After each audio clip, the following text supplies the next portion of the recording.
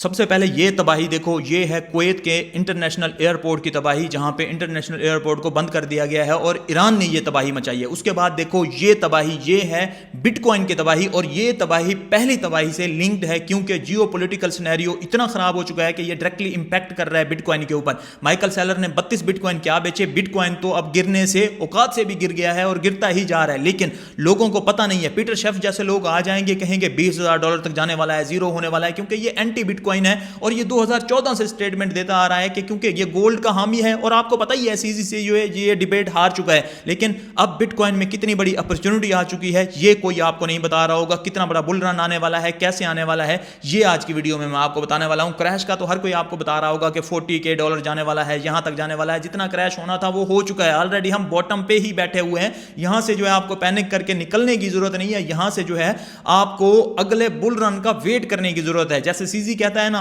आपको कुछ करने की जरूरत नहीं है, सिर्फ होल्ड करने की जरूरत है, और जो होल्ड करेगा लॉन्ग टर्म के लिए वही कमा जाएगा। अब देखें 200 वीकली मूविंग एवरेज बहुत इंपॉर्टेंट होती है और हिस्ट्री में ये बहुत ही कम दफा बनती है जब इसको टेस्ट किया जाता है। अब एक टाइम ऐसा आ गया है कि इसको टेस्ट किया जा रहा है, और ये जो है जब जब रीटेस्ट हुई है, आप देखें 2022 में भी तकरीबन 42% क्रैश के बाद जो है बिटकॉइन ने तकरीबन $15,000 से जो है $1,26,000 तक जो है 7x का प्रॉफिट दिया था। उसके बाद चले जाएं कोविड के क्रैश में अगेन से जो है 200 वीकली मूविंग एवरेज, और उसके बाद जो है तकरीबन 21% का क्रैश था, और उसके बाद जो है आपको अच्छा खासा जो है पंप देखने को मिला। उस तरह पीछे चलते जाएं हिस्ट्री में जो है आपको 200 वीकली मूविंग एवरेज हिस्ट्री देख लें, जब जब जो है इसको टेस्ट किया गया है, और उसके बाद जो है बिटकॉइन ने हमेशा अपसाइड मूवमेंट ली है। और उसके अलावा जो कल मैंने आपको बताई कि यूएसए स्टॉक्स जो है ओवर वैल्यूड हो चुके हैं, ओवर हाइप्ड हो चुके हैं, और उसकी जो है 200 मंथली मूविंग एवरेज जो है यही चीज हमें बता रही है कि चाहे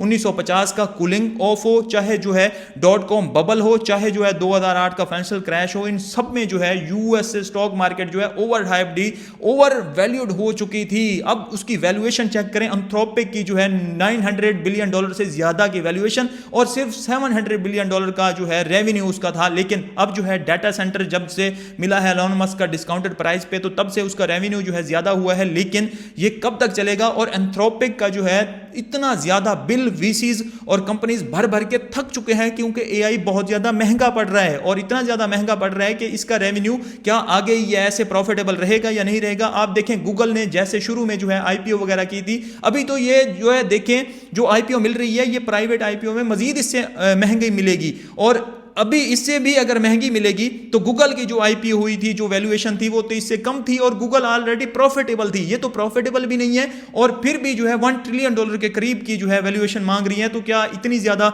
ये प्रॉफिटेबल हो जाएंगी? यहां से यूएसए स्टॉक भी अपनी ओवर प्राइस में है। आप देखें इंडिया के स्टॉक मार्केट से कई $1 ट्रिलियन जो है निकल रहे हैं, क्योंकि वो ताइवान में जा रहे हैं, क्योंकि एआई का एक्सपोजर चाहिए उनको, कंपनीज को एआई का एक्सपोजर चाहिए, और इतना एआई में वो घुसती जा रही है कि यहां से जो है एक बबल बस्ट होगा और बड़ा क्रैश आपको देखने को मिलेगा। और ये सारे के सारे स्टॉक्स जो हैं, ये जो अभी आल्ट कॉइन क्रिप्टो की तरह कर रहे हैं रिएक्ट, ये सारा का सारा पैसा जो है क्रिप्टो मार्केट में भी आपको आता हुआ नजर आएगा, क्योंकि अभी वहां पे एक रेगुलेटेड मार्केट में पैसा अच्छा बन रहा है तो लोग वहां पे हैं, अनरेगुलेटेड मार्केट में नहीं आना चाह रहे। लेकिन जब जो है वहां पे क्रैश दिखेंगे तो अनरेगुलेटेड मार्केट में भी आएंगे, और यहां पे आपको पैसा इन्वेस्ट होता भी नजर आएगा। फिर बिटकॉइन को देखिएगा किस तरह से जो है बूम लेता है, लेकिन ये आपको आने वाले कुछ टाइम में नजर आएगा। होल्ड कीजिए, धीरे रखिए, पैनिक में निकलने की जरूरत नहीं है। फाइनेंशियल एडवाइस नहीं है, अपने दोस्त को शेयर कीजिएगा, शायद उसको मदद मिले।